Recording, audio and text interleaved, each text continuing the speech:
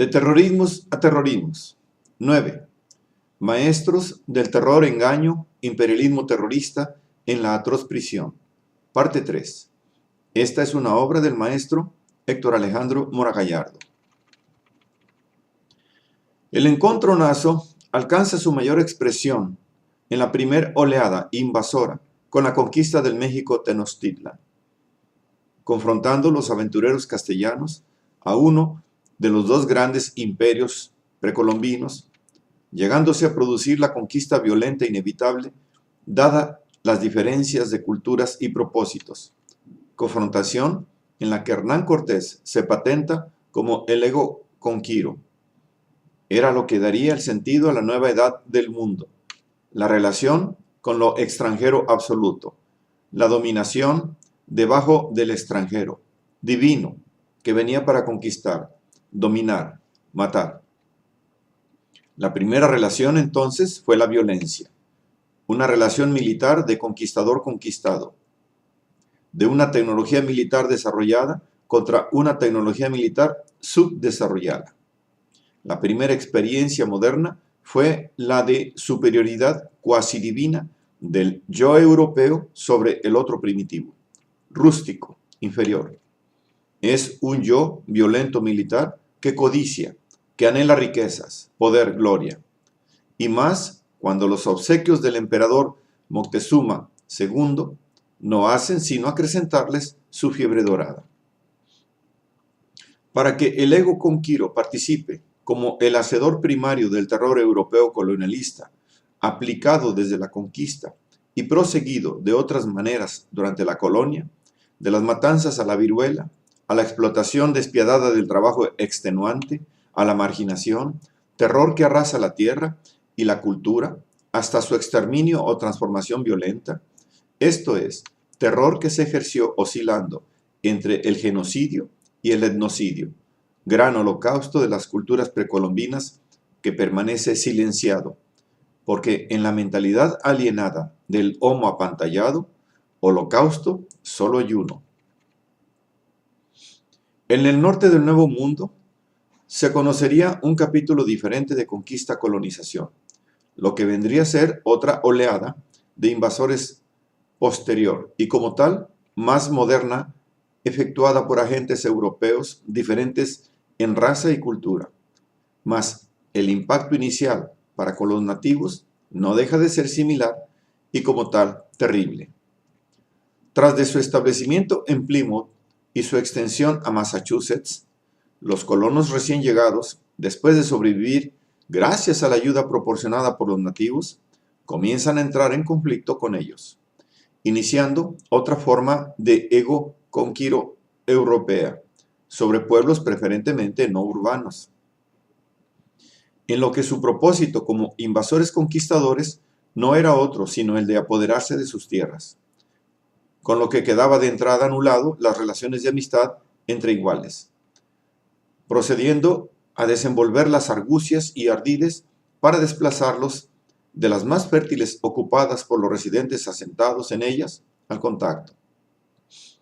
Los puritanos distaban de ser parecidos a los españoles en cuanto a que su idiosincrasia nórdica y su aculturación a otra sociedad y modelo de cristianismo reformado, y como tal despuntando un orden económico más apegado a los menesteres y frutos conseguidos con el afán sobre la tierra, apuntando a obtener beneficios lucrativos y a la segregación racial por su mayor celo excluyente, convirtiéndolos en racistas depredadores intensivos, dificultando las relaciones de convivencia con culturas paganas, para ellos evidentemente atrasadas, y detentadoras de un ánimo condenable al no compartir la adoración al único y verdadero Dios, convirtiéndolos en idólatras despreciables, quienes además cometían el pecado de desperdiciar la tierra que el Señor nos ha dado para explotarla, perfilándose desde un principio otro tipo de conquista y coloniaje.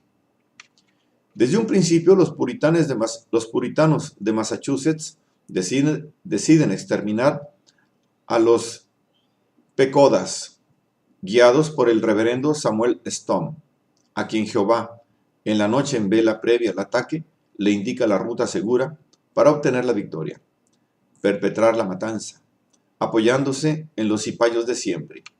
Ingleses e indios aliados procedieron por la ruta escogida, sorprendiendo a los pequodas en el fuerte místico, y acabaron con este aguerrido y temido pueblo y señor de los bosques novoingleses. Si los pequodas, sorprendidos en un ataque a traición, sucumbían en el fuego causado por los perpetradores de la violencia, el gobernador de Plymouth, William Bradford, aunque espantado por tan horrendo acto, no dejaba de celebrarlo. Pero la victoria nos pareció un dulce sacrificio, y dimos así las gracias al Señor en recompensa. El remordimiento se atempera al comparar la gesta con las referidas en el Antiguo Testamento. Así lo consigna el reverendo Salomón Stoddard en carta al gobernador describiendo la conquista de la tierra de manera semejante a las realizadas por el mítico rey David, tal y como lo pone por escrito en una carta dirigida al gobernador Dudley. A veces las escrituras expresan que las mujeres y los niños deben seguir la suerte de sus padres. A veces, en cambio, el caso resulta distinto, pero no vamos ahora a discutir tal punto. Tenemos más que suficiente luz recibida a través de la palabra de Dios para abonar nuestros actos. Si los aborígenes osaban emplear las armas en su contra, con mayor razón se justificaba su exterminio por derecho divino. El rabí de Galilea justificaba que se les cazara como animales salvajes. Si actúan contra nosotros como lobos, hay que tratarlos como tales. ¿Y por qué sería que actuaban contra vosotros como lobos? Pues simple y sencillamente porque estaban invadiendo su territorio, de manera similar a como los sionistas vienen haciendo en Palestina, creando la ofensa inicial mayúscula de la que se deriva la secuela de violencias indetenibles, por ambas partes realizada, por ambas partes padecida, pero con notable diferencia en el daño causado, dado la superioridad militar proporcionada por el armamento empleado tanto para exterminar pieles rojas como para exterminar palestinos. No es la fuerza del Dios único la que les permite someter a los invadidos y colonizados o exterminarlos. Es la superioridad de su tecnología militar empleada contra ellos en muy desiguales combates. A más de la perfidia de sentírselos enviados de Dios para civilizar el mundo, su mundo capitalista que deviene en la desgracia mundial. Si tal opinión justificante era propia de los hombres de Dios y de los líderes políticos, para el capitán John Mason, veterano de la campaña en Flandes, no podía ser menos. Que la victoria sobre los pequodas fue motivo de gran regocijo, preñado asimismo del fervor propio de quienes son portadores de la verdadera religión. Dios, prosigue el Milite, se reía con desprecio de sus enemigos y de los enemigos de su pueblo, convirtiéndolos en teas humanas. El colérico y vengativo Dios puritano había consumido a los indígenas con el fuego de su ira y había estercolado la tierra con sus carnes. Mason reconoce que fue maravilloso poder contemplar los trabajos y gestas del Señor. De manera muy semejante a los clérigos, preñado de alusiones bíblicas, se siente semejante a los israelitas conquistando Canaán. De esta manera podemos ver cómo el rostro de Dios se enfrenta contra aquellos que nos hacen daño, extirpando todo recuerdo de estos de la faz de la tierra. Nuestra lengua hablará de tu rectitud a toda hora, porque han sido confundidos y puestos en venganza los que buscaban herirnos. El Señor tuvo a bien destruir a nuestros enemigos y darnos su tierra por herencia. ¿Quién sino Él se apiadó de nosotros en nuestra mísera situación y nos libró de las manos de nuestros enemigos? Por consiguiente, alabemos al Señor por su bondad y por sus obras y prodigios a favor de los hijos del hombre. A semejanza de Josué, los sionistas en 1948 mataron por mandato divino para apropiarse de Palestina, mientras que los calvinistas puritanos, amparados por el destino manifiesto, vienen haciendo lo mismo desde el siglo XVII en Norteamérica, compelidos con la misma creencia fanática de pretenderse elegidos por el Dios único. Dejando atrás las frívolas ensoñaciones áureas, los nuevos conquistadores del continente vertical ocupan el norte, convertidos en afanosos productores, actitud diferencial de la que están conscientes, así expresado por Sir Peckham. Nos convertimos a nosotros mismos en instrumentos industriales, no solo para la gloria eterna, sino para la terráquea, la glorificación de Dios a través del hombre, su proyección intramundana, una trascendencia que no niega la inmanencia, sino que encuentra en ella su realización, como se ha referido en el destino manifiesto. El Homo purus se transforma en el Homo faber, en vías de ser Homo economicus. La tierra, regalo de Dios, debe ser trabajada intensamente, giro interpretativo del designio bíblico, perpetrado por la criatura suprema dispuesta a explotar lo que su creador le concede. Así, John White escribe: sería contravenir su voluntad y desperdiciar la ocasión y la oportunidad brindadas mediante el incumplimiento del deber del hombre. Henchir la tierra, cultivo intensivo y extensivo del suelo. Pero como los aborígenes no eran aptos para desempeñar este trabajo intensivo, desentonan entre los laboradictos colonos. Perezosos, traicioneros y crueles son los adjetivos que más aparecen en las crónicas de ultramar para caracterizar a los indios, gente de suyo diabólica. Trátese de los ya conversos al cristianismo corregido, nuevos hombres resueltos a hacer del Edén una granja y una fábrica, realizando la obra apropiativa con intensidad nunca antes vista, exclusiva y excluyente. La productividad civilizada desplaza a la economía natural por la gracia de Dios.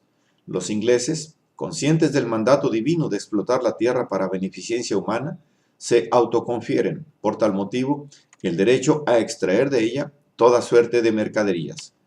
Radicando el punto de conciencia y leitmotiv hacedor del futuro mejorado en que, si los indios solo habían recibido de Dios el derecho natural a poseer las tierras, en progresión a ellos se les otorgaba el derecho civil a su mejoramiento, tanto en cultivo como en la cría de ganado, como en la multiplicación de frutos y cosechas. Por supuesto, los puritanos habían recibido de Jehová ambos derechos. Por derecho divino, los puritanos procedentes de una Europa corrompida podían iniciar en esta tierra de promisión un nuevo reino, en principio diferente en cuanto emancipado de las caducas monarquías europeas y sus religiones inquisitivas. Empero, el uso y abuso de la aquiescencia divina procede para justificar, en otro ejemplo, del ego conquiro, que es primordial característica de la ofensa que caracteriza el dominio mundo de raigambre occidental, a contrapelo de los designios divinos originales, que sin ley y advocación a Yahvé no procede su amparo y consignación del reino prometido, mas no otorgado, para que en la contemporaneidad sea del todo punto inadmisible pretender que la implantación actual del Estado de Israel es la realización de una profecía bíblica y, por tanto, que todas las acciones llevadas a cabo por los israelitas para instaurar su Estado y para mantenerlo han sido ratificadas por Dios. La política de Israel ha destruido, o al menos enturbiado, la significación espiritual de Israel, de manera semejante a como el cristianismo católico desde las cruzadas desvirtúa su religión, haciendo de ella el justificante de una dominación imperialista. El monoteísmo derivado del libro, que excluye el quehacer de la cultura islámica y su historia, también de conquistas, en nombre del Dios único, Alá, se asemejan al convertir su fe monoteísta en el estatuto supremo de su pretendida superioridad para suprimir las culturas paganas, cometiendo tantos genocidios como etnocidios. Y toda vez que acabaron con los idólatras, la disputa pasa a ser entre ellos, porque por igual los auténticos representantes del Dios único son ellos, y no los otros monoteístas infieles o equivocados. Para que así las disputas entre los portadores de la verdadera religión, por su celo fanático, sean más exaltadas que cuando combaten contra los idólatras. En términos generales, los fieles del pueblo de las tres religiones del libro pueden convivir en santa paz, si de correlación de credos se trata. Los problemas se agudizan por añadidura de otro tipo de diferencias al articularse su etnia con disputas geopolíticas y geoeconómicas que vienen a ser la raíz de las confrontaciones que vienen tiñendo de sangre al mundo entero.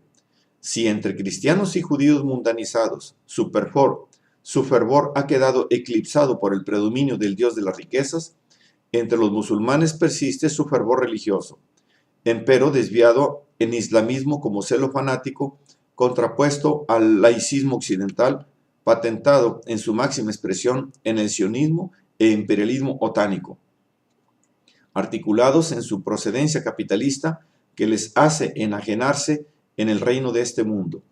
Sión no es santa si la ley de Dios no reina en ella, y eso no significa que toda ley promulgada en Jerusalén sea una ley santa. Rabino Elmer Berger. Saltando a la vista que de santidad nada tiene el sionismo y su engendro el Estado de Israel, sino todo lo contrario. Ni dirigentes ni dirigidos son santos a los ojos de Yahvé en ese engendro de Estado colonialista e imperialista que procede a favor de una ciudadanía forzada y violenta para contra los ocupantes autóctonos, cometiendo sucesivos actos de terror en su contra. Es en la conducta del pueblo en donde se concita la verificación de la alianza para con la divinidad. No solo la tierra depende del mantenimiento y la fidelidad a la alianza. El pueblo reinstalado en Sión está sujeto a las mismas exigencias de justicia, de rectitud y de fidelidad a la alianza de Dios. Acorde con las Sagradas Escrituras, el pueblo de Israel y después Judea, convertidos en estados símiles a los arcaicos de la región, pierden el derecho a establecer el reino de Dios en la tierra, pervertidos para hacer lo mismo que los paganos, preñarse de las conductas ególatras, dando preferencia a las actividades mundanas impías, así en el pasado legendario como en el presente histórico. Por tanto, el actual Estado de Israel no tiene ningún derecho a reclamar el cumplimiento del proyecto divino para una era mesiánica. El Estado de Israel es un producto del imperialismo occidental, similar a sus opresores europeos. Los sionistas terminaron por convertirse en dragones, como aquellos que los oprimieron durante más de un milenio en Europa. El triunfo del arraigo secular y del mal ejemplo en el arrastre que el mal contagioso deriva en similares. La mayoría de los judíos prefirió aprender de Hitler que de nosotros. Hitler demostró que la historia no sigue el camino del espíritu, sino el del poder, y cuando un pueblo es lo bastante fuerte, puede matar con impunidad. La simbiosis imperialismo-yanqui-sionismo procede articulada desde un principio por su similitud teológica mezclada con su transfiguración materialista, algo así como ir del reino de Dios procurando en la tierra al reino del hombre, al reino de la bestia triunfante.